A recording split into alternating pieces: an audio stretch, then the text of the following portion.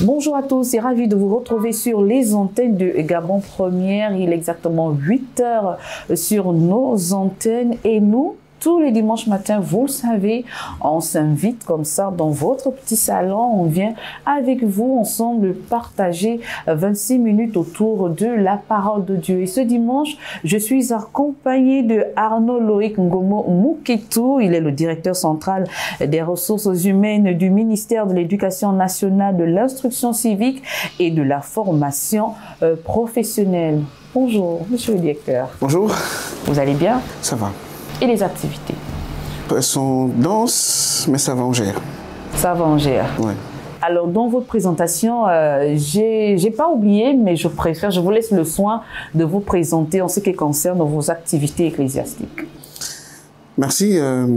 J'ai obtenu une licence en théologie pratique. Je suis chrétien. Je fréquente l'église de l'Alliance chrétienne et missionnaire du Bas-Léguégué. Bon, c'est vrai que je fus membre du conseil, mais bon, au renouvellement précédent, j'ai pas pu rébeloter par rapport au mandat. Préférer rester simple membre. Par rapport à ça, et puis, tant soit peu, être dynamique dans les activités de l'église. En même temps, parfois, j'exhorte les jeudis par rapport à la programmation. Et puis voilà. Bon, juste pour vous titiller un peu, mais je crois 1 ou 2 semaines en arrière, votre communauté chrétienne a changé de tête à la présidence. Comment ça se passe? Oui, l'élection s'est bien passée. On a un nouveau pasteur président qui est conscient des challenges, des défis à relever, quand même qui ne sont pas parfaits, mais je crois que c'est l'homme de son temps. C'est l'homme de son temps. Ouais. D'accord. Donc, toutes nos félicitations une fois de plus au révérend Ferdinand Sangoy, l'actuel, et nous disons merci au révérend pasteur André Philibert Binet, je crois que c'est cela, qui a dirigé l'Alliance chrétienne pendant 4 ans. 4 ans, oui. Voilà. Et un magnifique bilan, il a mis beaucoup de choses en place, notamment la société de transport, je crois. Elohim. Oui. Elohim. Comment ça se passe de ce côté? Oui, ça va. Je crois que le parc est en train de s'accroître et les choses vont plus mieux. Et ça permet également de résoudre un tant soit peu au niveau de l'Église et de facto dans la société en histoire de chômage. Oui. Ça crée de l'emploi. Oui, ça crée de l'emploi. C'est vrai que beaucoup reste à faire. Et déjà avec l'hôpital de Bongolo qui connaît une nouvelle dynamique, là-bas aussi les choses vont de bon train. Et je crois qu'il y a des projets et que le bureau qui a pris désormais les rênes de 4 ans de plus pourra rendre sa dynamique, assurément. Et de façon globale, de façon générale dans la société, c'est ce qu'on attend un peu des églises également, contribuer dans le développement de la société, créer des activités génératrices de revenus, parce que l'État ne peut pas tout faire, mais au moins les églises, ça permet également d'œuvrer dans ce sens-là. On demande toujours aux pasteurs que l'église n'est pas leur apanage à eux seuls. Dans les communautés ou dans les paroisses, nous avons des cadres. Des personnes réfléchies qui peuvent bien mettre en place des business plans. Nous avons une forte ressource humaine pour aider à ce que l'Église soit dynamique, si nous en avons. Donc, je crois qu'avec la mise en place d'Elohim, ce sont des cadres, et avec des projets à venir, des cadres seront associés. Et j'invite d'ailleurs le nouveau pasteur président à prendre avec des cadres chrétiens qui pourront bien entendu l'aider à mieux structurer ces projets assurément et les associer pour que les choses aillent pour le mieux. En tout cas, bon vent à l'Église Alliance chrétienne et missionnaire du Gabon et encore toutes nos félicitations au pasteur président en 30 minutes chrétiennes. C'est également l'actualité de la semaine et que je vous invite d'ailleurs à découvrir derrière ce jingle.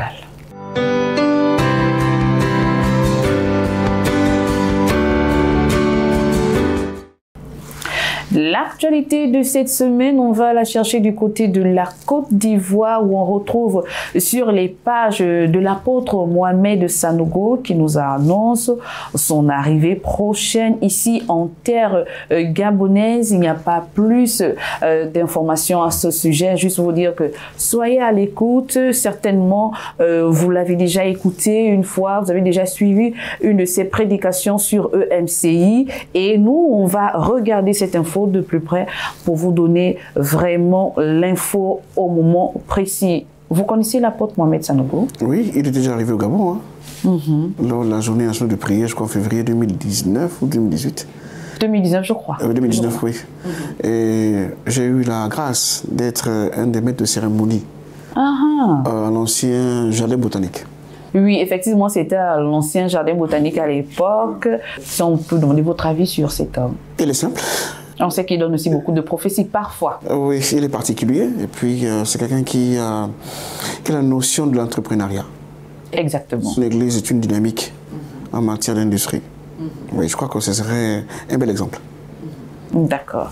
Nous, on attend l'arrivée prochaine de l'apôtre Mohamed Sanogo. Minute Chrétienne va suivre cette information de près, comme je vous le disais déjà, et on ne va pas du tout la rater. Minute Chrétienne, ça se poursuit avec le thème de la semaine.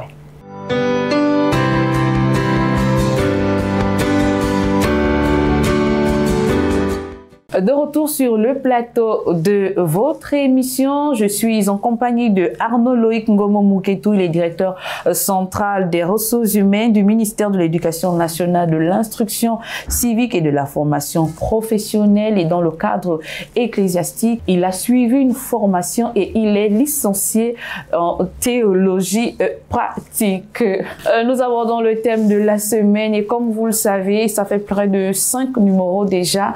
On a décidé d'aborder des questions, des zones d'ombre, parce que beaucoup pensent que les chrétiens sont ceux-là. Quand on dit chrétien, c'est qu'il n'a vraiment pas fait d'études, c'est qu'il est pauvre, c'est qu'il est le dernier de la société. Et on a décidé d'initier comme ça une série de numéros qui permet de montrer au monde combien de fois Dieu peut utiliser ses fils dans la nation et les élever dans la société et occuper des postes importants afin de pouvoir prouver à la jeunesse chrétienne et gabonaise de façon générale que l'on peut occuper des postes de responsabilité sans pourtant se compromettre. C'est l'objectif derrière cette série d'enseignements et on va s'intéresser à notre invité. On va lui demander d'abord de nous parler de son parcours scolaire. On va parler du primaire jusqu'aux études universitaires. J'ai obtenu mon certificat d'études primaires à Cibon en 1903, l'école de 1903. J'ai mon BPC au lycée Nelson Mandela, mon baccalauréat au lycée Lubin Martial de Toumaba. Mais est-ce qu'à l'époque c'était le lycée Nelson Mandela? Non, c'était le lycée d'application. C'est d'application. Ah, voilà, d'accord. C'était le lycée d'application avec madame le proviseur Yvonne Leimangoy à cette époque. D'accord. Après mon baccalauréat, je suis allé à Dakar au Sénégal, où j'ai étudié à l'université Cheikh Anta Diop, où j'ai, de la première année en 5e année, suivi la formation de gestionnaire de ressources humaines. D'accord. Pendant 5 ans. Et après, j'ai obtenu mon master en 2010. Je suis rentré au pays. J'ai fait des stages à la CAMGS. J'ai donné aussi des cours. Après, en 2012, il a fait grâce que je sois recruté dans la fonction publique, mais mise à disposition aux eaux et forêts. Aux eaux et forêts. Aux eaux et forêts. Donc, 2012 aux eaux et forêts, je fais un parcours, je donnais cours à l'ENF, donc à l'École nationale des eaux et forêts. On a fait des séries de formations militaires pendant 2 semaines, renforcement de capacité, beaucoup de choses. Et après, j'étais nommé chef des services, gestion des ressources humaines, le 11 avril 2016 aux eaux et forêts. Et après, le 28 décembre 2023, j'étais nommé directeur central des ressources humaines ici à l'Éducation nationale. Ah, beau parcours. Ouais. Alors, parlez-nous de votre rencontre avec le Seigneur. Ça se passe le 24 juin 1994. Mais d'abord, avant de continuer, est-ce que vous êtes né d'une famille chrétienne biologique? Oui. Papa et maman étaient déjà chrétiens.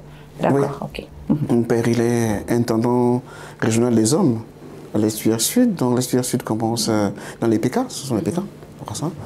Maman, elle est chez les femmes, pour cela. Ça se passe en 1994, le 24 juin, avec l'arrivée de l'évangéliste Carlo Prignoli. Pour ceux qui...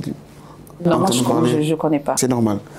Après, bon, je me suis converti. Enfin, j'avais l'âge de 12 ans, à l'époque. Et en 98, j'étais baptisé par le révérend Condé, aujourd'hui directeur de la faculté de théologie de BT, donc au CFTB.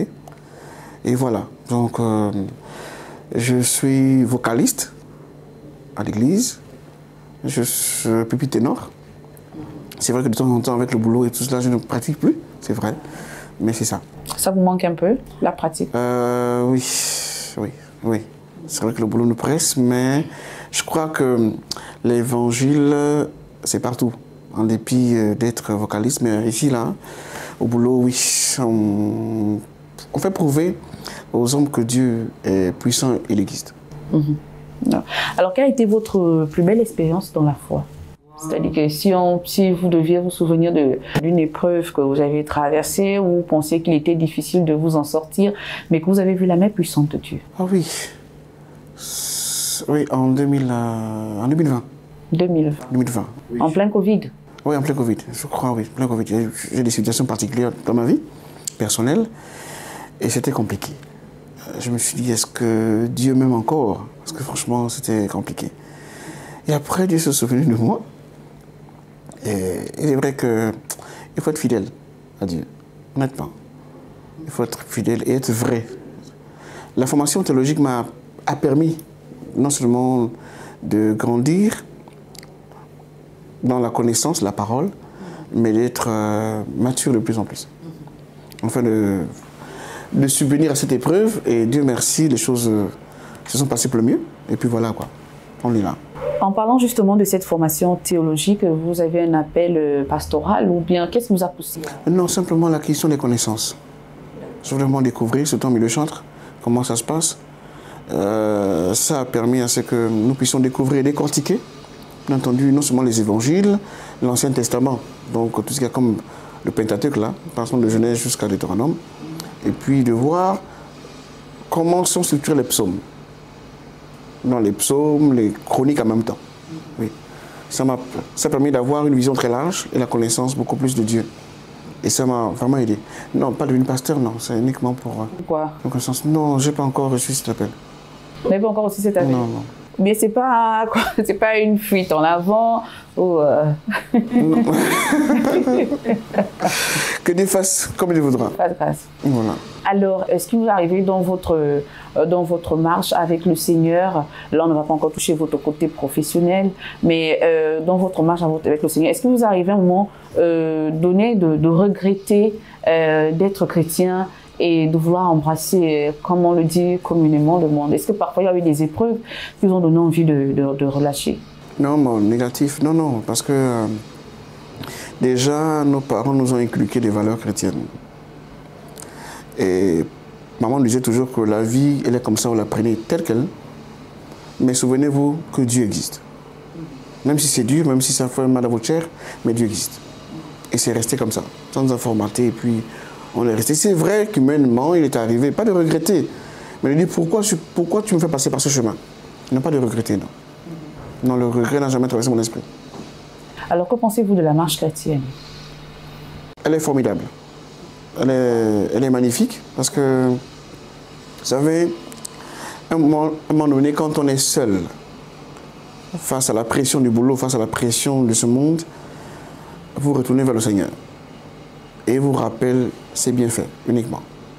Et après, on est revigoré, on est détendu. Et comme on dit, renouvelle nos forces. Voilà, effectivement. Si vous devriez définir la marche chrétienne en quelques mots, ce serait quoi? C'est la vie naturelle, n'est-ce pas, la réalité, mais avec le Seigneur. Parce que beaucoup se disent que quand on est dans l'église, on rêve.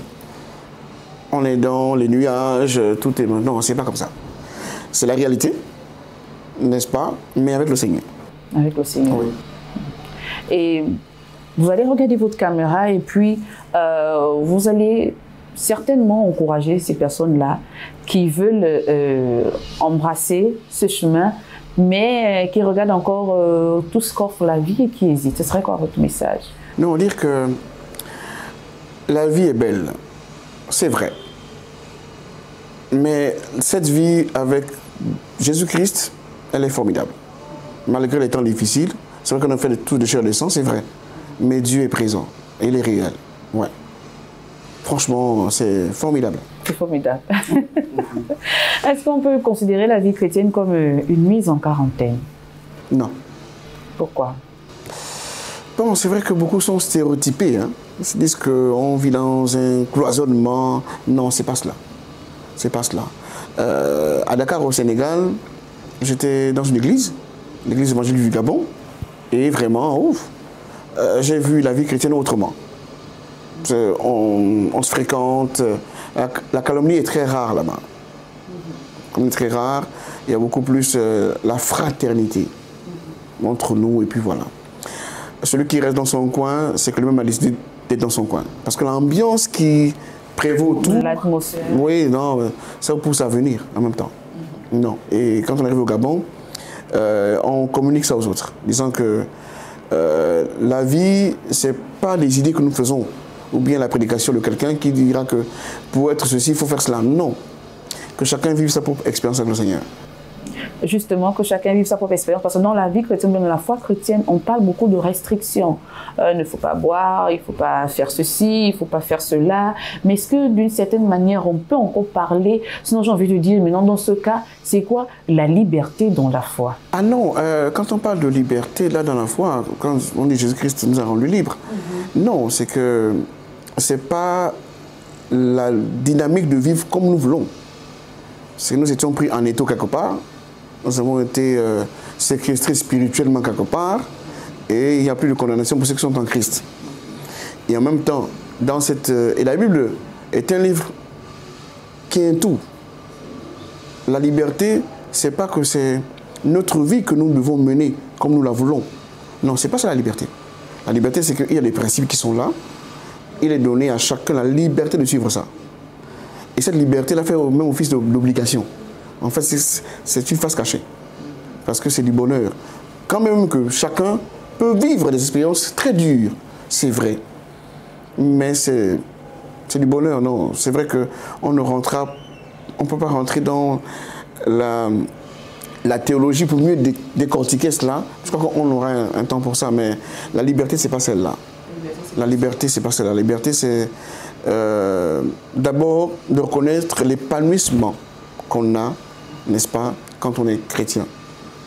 Autre chose, c'est que la vie dans le Seigneur, elle est simple. Quand on dit qu'il ne faut pas boire, c'est vrai que sous d'autres cieux, d'autres boivent. Mais il y a quelque chose qui a menacé que les leaders disent qu'on ne puisse pas boire. Voilà. Peut-être un peu l'histoire de Noé qui a mené les responsables d'église à dire qu'il ne faut pas boire parce qu'après, quand on prend trop d'alcool, on perd la raison et puis on se met à faire des bêtises. Bon, c'est beaucoup plus en Afrique. Hein. En Afrique subsaharienne, parce que quand on prend un verre, ça commence déjà à divaguer, ça commence à dire des bêtises. Beaucoup de choses, on n'a pas la maîtrise de ça. Or, d'autres, sur d'autres cieux, le vin est un élément de la thérapie. On prend juste. Et puis, il ne faut pas qu'on confonde hein, le vin. Les boissons mousseuses, là, c'est pas le vin, hein. C'est du poison. Oui, que ce soit... Oui, la bière, beaucoup, c'est du poison. Le vin, c'est le vin de la vigne. C'est ça, le vin. Alors, beaucoup considèrent la Bible et les Saintes Écritures comme étant des contes de fées, des histoires imaginées. Mais moi, je pense que la Bible, elle est pratique et que c'est une expérience personnelle. C'est vrai qu'on s'appuie sur la Bible, comme on le dit déjà dans un verset que je vais paraphraser, que ces choses ont été écrites afin de nous servir d'exemple aujourd'hui.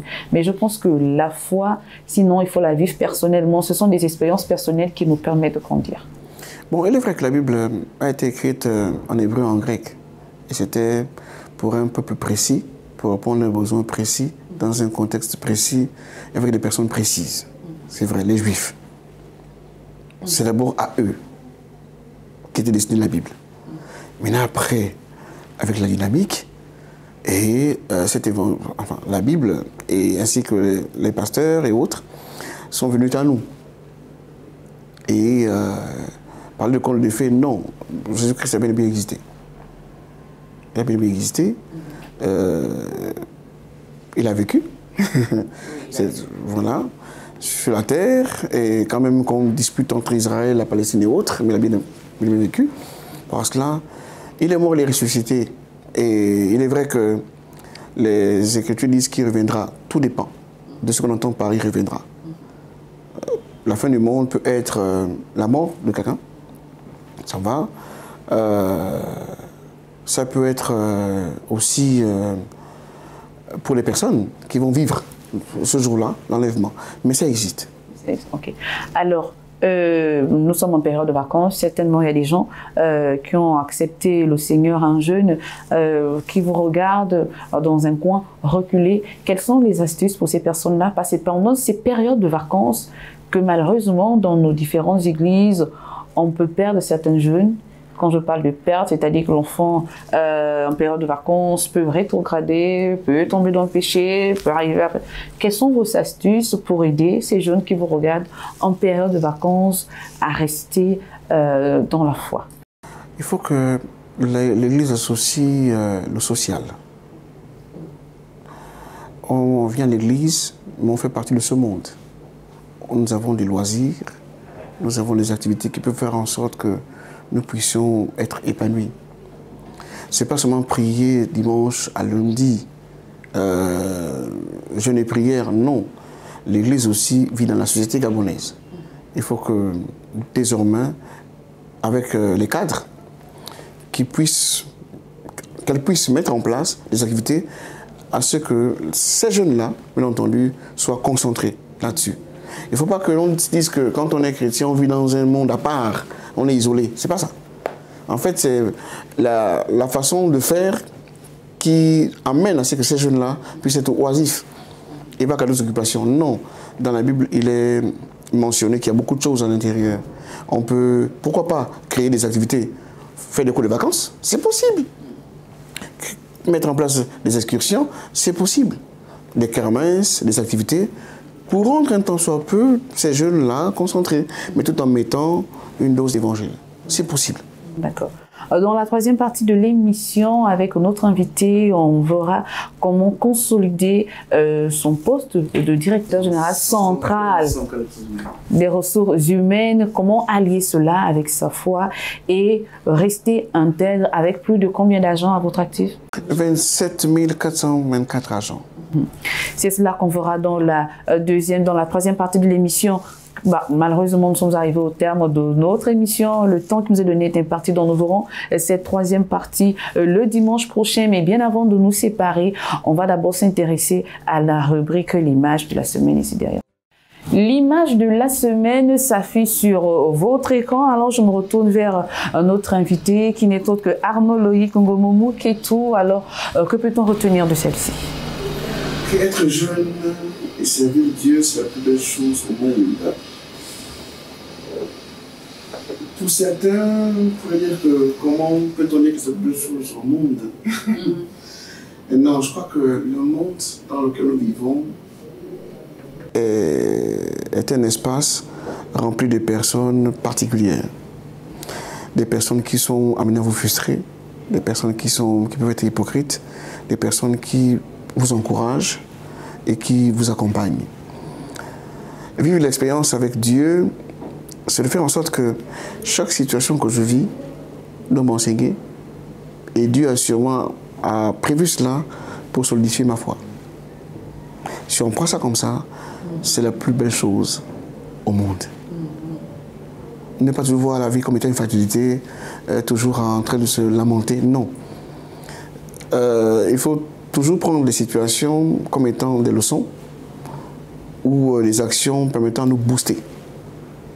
Voilà. Et aussi comprendre que c'est Dieu qui fait toutes choses. Philippiens bien clair, je puis tout par celui qui me fortifie. Voilà. Ne faisons pas les choses pour remplacer le Saint-Esprit. Parfois, d'autres se mettent à la place. Non, non, non. Il faut faire une séparation radicale. Nous avons notre part et Dieu fait sa part. Voilà, nous sommes arrivés au terme de notre émission. Merci à vous qui nous avez suivis. Le numéro WhatsApp de l'émission s'affiche au bas de votre écran. Et bien sûr, avant de nous séparer, on demande toujours à notre invité de nous recommander à la grâce du Seigneur. Il était plus bon, Seigneur Dieu, de nous réunir en ce lieu.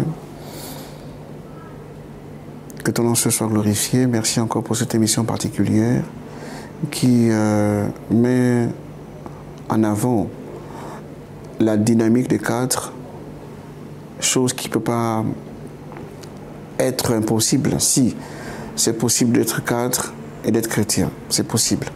Seigneur, que cette émission connaisse du succès et que beaucoup reconnaissent ta grandeur et ta façon d'agir. Touche chacun comme tu le voudras. Nous te bénissons. Au nom de Jésus. Voilà, nous sommes arrivés au terme de notre émission et comme j'aime à le dire, continuez de veiller sur votre foi ainsi que sur la foi des personnes autour de vous. Au revoir et à dimanche prochain pour un autre numéro de votre émission Minute Chrétienne sur les antennes de Gabon TV. Au revoir.